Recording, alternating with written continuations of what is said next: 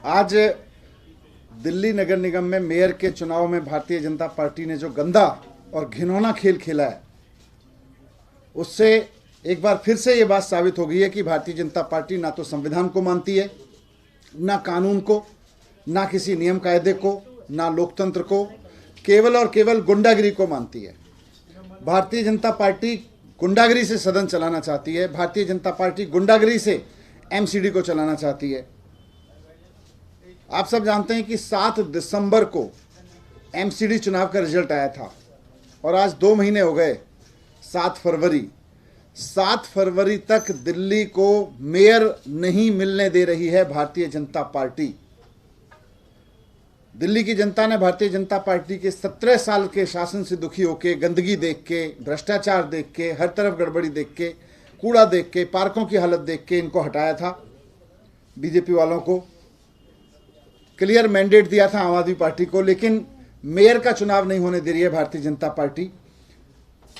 आज 7 दिसंबर को सीधे सीधे सबको बताया कि इनको 104 सीटें मिली, आम आदमी पार्टी को 134 सीटें मिली, यानी कि जनता का मैंडेट साफ है।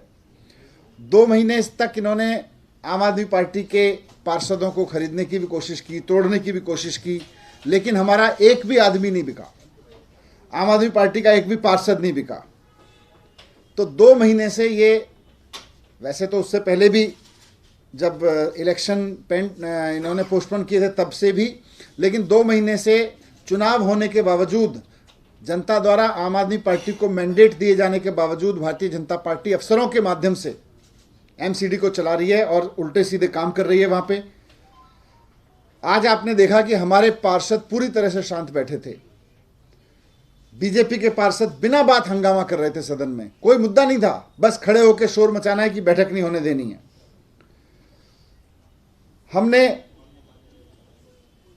हमारे पार्षद सब सीट पे बैठे थे कि भाई ये इलेक्शन करवाना है, इलेक्शन होने देना है। बीजेपी के पास क्योंकि नंबर नहीं है, ये शोर मचा रहे थे। जो प्रिसाइडिंग ऑफिसर हैं, जो पीठासीन अधिकारी हैं, उनका नामांकन भी एलजी साहब ने गलत तरीके से किया था। फिर भी हमने कहा जी चलिए इलेक्शन करवाइए, दिल्ली को मेयर चाहिए, दिल्ली की जनता को साफ सफाई चाहिए, मेयर काम करेगा तो दिल्ली साफ होगी। अब ये पीठासीन अधिकारी आज जब सदन में आई तो पहले तो बोली कि एल्डरमैन वोट करेंगे, जो 10 एल्डरमैन लगाए गए हैं वो वोट करेंगे। अब इनके बारे में संविधान से लेके कानून तक में, संविधान में लिखा हुआ है, कानून में लिखा हुआ है कि एल्डरमैन को वोट करने का अधिकार नहीं है। मैं संविधान की लाइन पढ़ देता हूं आपके सामने। कंपोजिशन ऑफ म्युनिसिपैलिटीज, संविधान के आर्टिकल 243R में साफ साफ लिखा हुआ है कि राज्य की जो विधानसभा होगी वो एमसीडी में या किसी भी नगर निगम में राज्य की जो सरकार होगी, the legislature of a state may by law provide for the representation in a municipality of the following persons having specific knowledge or experience to municipal administration. Alderman इसलिए बनाए जाते हैं कि persons having special knowledge or experience to municipal administration, ऐसे लोगों को municipal bodies में alderman बनाया जा सकता है। संविधान साफ साफ कहता है कि however the persons referred in this section, in this article, shall not have the right to vote in the meeting of the municipality. इनके पास में वोटिंग के राइट नहीं होंगे। ये संविधान में 243R में लिखा हुआ है, साफ साफ लिखा हुआ है कि they shall not have the right to vote in the meeting of the municipality. MCD act जिसके तहत ये सदन चल रहा है, उसमें भी साफ साफ लिखा हुआ है कि 10 लोग, 10 persons who are not less than 25 years of age and who have special knowledge or expertise in municipal administration to be nominated by the administrator, provided that persons nominated under this subclause shall not have the right to vote in the meeting of a corporation. Corporation की meeting में vote डालने का अधिकार नहीं होगा। संविधान में लिखा हुआ है, कानून में लिखा हुआ है। उसके बावजूद बीजेपी की पीठासीन अधिकारी ने बहुत ही असंवैधानिक तरीके से, गैर कानूनी की तरीके से ये कहा कि भाई मेयर के इलेक्शन में ये लोग वोट डालेंगे। हमारे पार्षदों को, आम आदमी पार्टी के पार्षदों को ये साफ था कि बीजेपी जो भी साजिश कर ले, संविधान तोड़ने की, कानून तोड़ने की, लेकिन दिल्ली की जनता ने क्लियर कट मैंडेट दिया है, नंबर्स हमारे पास में, इसलिए फिर भी हमारे पार्षद एकदम शांत बैठे रहे सदन में। उन्होंने कोई हंगामा नहीं किया, वो कहते रहे वोट कराओ, वोटिंग कराओ। उसके बावजूद उनको लगा जब आम आदमी पार्टी के पार्षद इस पर भी शोर नहीं मचा रहे, इस पर भी ये सदन चलने दे रहे कि मेयर कराओ, तो इससे तो आम आदमी पार्टी का मेयर बन जाएगा। तो उन्होंने पहले सदन भंग कर दिया हंगामा करके। फिर थोड़ी देर बाद बोले कि तीनों के तीनों इलेक्शन, जो 3 इलेक्शन होने थे, मेयर का, डिप्टी मेयर का और 6 स्टैंडिंग कमेटी के मेंबर्स का, बोले तीनों के तीनों इलेक्शन एक साथ कराएंगे। ये भी गैर कानूनी है। तीनों इलेक्शन, मेयर का, डिप्टी मेयर का और स्टैंडिंग काउंसिल के मेंबर्स का एक साथ नहीं हो सकता है, वो सीक्वेंस में होगा। और कानून में साफ साफ लिखा हुआ है कि मेयर का इलेक्शन प्रिजाइडिंग ऑफिसर कराएंगे और उसके बाद मेयर पीठासीन अधिकारी की कुर्सी ले लेंगे, हाउस की कुर्सी ले लेंगे, चेयर की। उसके बाद मेयर की अध्यक्षता में डिप्टी मेयर और स्टैंडिंग कमेटी के मेंबर्स का चुनाव होगा। यह भी कानून में साफ साफ लिखा हुआ है। मैं आपके सामने जो ट्रांजैक्शन ऑफ बिजनेस रूल्स है, the Delhi municipal corporation conduct of business के जो रूल्स हैं, उसकी कॉपी लेकर आया हूँ। उसमें लिखा हुआ है, उसके रूल 7 में लिखा है, mayor to preside over the rest of the meeting, की एक बार मेयर का इलेक्शन होगा और मेयर के इलेक्शन के बाद as soon as the mayor is elected he shall preside over the meeting for transaction of the rest of the business. Rest of the business का मतलब आगे जो कुछ भी होना है वो मेयर की अध्यक्षता में होगा, मेयर सीट ले लेगा। फिर डेप्यूटी मेयर के इलेक्शन के बारे में भी लिखा हुआ है कि इलेक्शन तो मेयर की तरह से ही होगा, लेकिन the provision of regulation of section 6 rule 6 जिसमें मेयर का इलेक्शन है, as far as may be to the election of deputy mayor, यानी कि मेयर का प्रोसीजर ही डेप्टी मेयर में लागू होगा, लेकिन subject to the notification that any reference therein in the presiding authority shall be constituted as a reference to the mayor। यानी कि rule 6 में साफ साफ लिखा हुआ है कि मेयर का चुनाव कैसे होगा, प्रिजाइडिंग ऑफिसर कराएंगे। और आगे रूल 7 में और 8 में लिखा हुआ है कि मेयर उसके बाद में सदन की अध्यक्षता ले लेंगे और डिप्टी मेयर का इलेक्शन मेयर की अध्यक्षता में होगा, मेयर कराएंगे। ये भी रूल में साफ साफ लिखा हुआ है।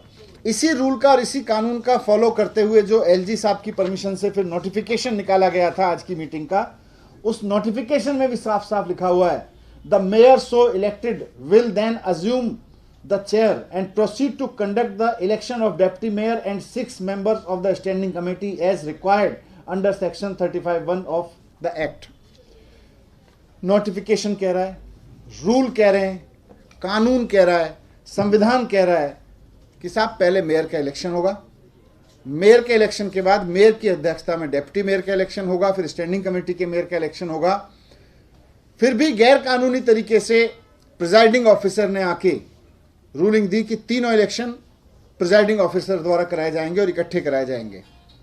ये गैर कानूनी था, लेकिन आम आदमी पार्टी के पार्षदों को पता था कि ये चाहे जितना कर लें, जनता ने आम आदमी पार्टी की सरकार बनवाई है, जनता ने आम आदमी पार्टी को मैंडेट दिया है। हमारे पार्षद फिर भी चुप बैठे रहे कि तुम गलत करोगे, उसके बाद भी जीतेंगे तो हम ही। अब उनको लगा कि ये तो आम आदमी पार्टी के लोग इस पे भी होने दे रहे हैं इलेक्शन, आम आदमी पार्टी के लोग विरोध ही नहीं कर रहे, शांत बैठे हुए हैं। तो उसके बाद वो एक नया रूल लेकर आए। नया रूल लेकर आए कि 2 एमएलए आम आदमी पार्टी के जिनके ऊपर इन्होंने भ्रष्टाचार के आरोप लगा रखे हैं, उनको वोटिंग नहीं करने दी जाएगी। ये कहां से रूल आ गया भाई? अगर ये रूल है तो सब पे लागू होगा, जिस पे भ्रष्टाचार के आरोप हैं। यहां तो लोगों के पास में कोविड के दौरान में कोविड की दवाई की जमाखोरी के भी आरोप लगाए हुए हैं भारतीय जनता पार्टी के सदस्यों के ऊपर, भारतीय जनता पार्टी के सांसदों के ऊपर, सबके ऊपर लागू करो। वैसे तो है नहीं ऐसा कोई रूल, लेकिन इसके बावजूद आम आदमी पार्टी के पार्षद आप सबने देखा चुप बैठे रहे और सोचते रहे, इंतजार करते रहे कि इन सब बदमाशियों के बावजूद, इन सब बदतमीजियों के बावजूद मेयर का इलेक्शन होने दिया जाएगा तो जीतेंगे तो हम ही। जनता ने तो हमें ही जिताया है, लेकिन भारतीय जनता पार्टी आज ठान के आई थी कि मेयर का इलेक्शन करना नहीं है। इसके बावजूद जब आम आदमी पार्टी के लोगों ने कुछ नहीं बोला और कहा कि मेयर का इलेक्शन कराओ, तो उसके बावजूद भारतीय जनता पार्टी के लोगों से इन्होंने शोर मचवा के और बिना किसी बात के फिर से एडजॉर्न कर दिया। ये है क्या मामला? ये मामला सारा यह है कि 17 साल में भारतीय जनता पार्टी ने नगर निगम में जितने कुकर्म किए हैं, इनको पता है कि आम आदमी पार्टी का मेयर बन गया तो उसके बाद में वो छिप नहीं पाएंगे, सब सामने आएंगे। जो कूड़ा उठवाने से लेकर, गली गली से कूड़ा उठवाने से लेकर, अंदर गाड़ियां आने से लेकर, जितना जनता को लूटा है इन्होंने और जनता के लूट को, जनता के टैक्स के पैसे को खुला लुटाया है, उसके सबके कच्चे चिट्ठे आम आदमी पार्टी के मेयर के हाथ लग जाएंगे। इसलिए बिल्कुल नहीं चाहते हैं कि मेयर बने। जनता ने इनको हरा दिया है, तो ये इलीगल तरीके से, अनकॉन्स्टिट्यूशनल तरीके से अब अफसरों के जरिए नगर निगम को बीजेपी चला रही है। ये बर्दाश्त नहीं है। अब हम इसके लेके पूरी उम्मीद रखते हैं कि अब जब ये असंवैधानिक काम हो रहा है भारतीय जनता पार्टी द्वारा और गुंडागिरी खुलेआम हो रही है, तो सुप्रीम कोर्ट में इसको लेके जाएंगे और हमें पूरी उम्मीद है कि माननीय सुप्रीम कोर्ट संविधान की रक्षा करेंगे, माननीय सुप्रीम कोर्ट संविधान द्वारा बनाए गए कानूनों की रक्षा करेंगे। Thank you. अभी पूरा तैयार कर रहे हैं, वो रखेंगे, लेकिन मूल रूप से तो यह है कि संविधान में साफ साफ लिखा हुआ है, उसके बावजूद बदतमीजी हो रही है, उसके बावजूद गुंडागिरी हो रही है।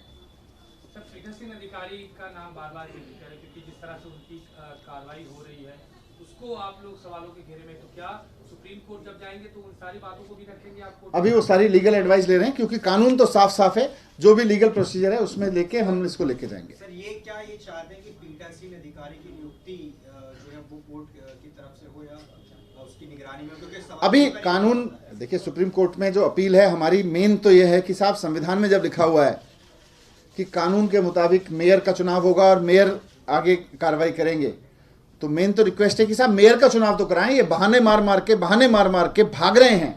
मैंने पिछली बार भी कहा था कि ये भागती जनता पार्टी हो गई है, क्योंकि उसको पता है कि 17 साल के कुकर्म सामने आएंगे। तो अब मेयर का चुनाव जब जनता ने करके दे दिया है, तो मेयर का चुनाव तो होने दें। हमारी मेन तो अपील ये है, बाकी कानूनी जो भी उसकी भाषा होगी वो बताएंगे आपको। इससे पीछे एल्डरमैन के वोटिंग का कोई इतिहास रहा है क्या? कोई इतिहास नहीं है। जब कानून में लिखा हुआ है, संविधान में लिखा हुआ है एल्डरमैन वोटिंग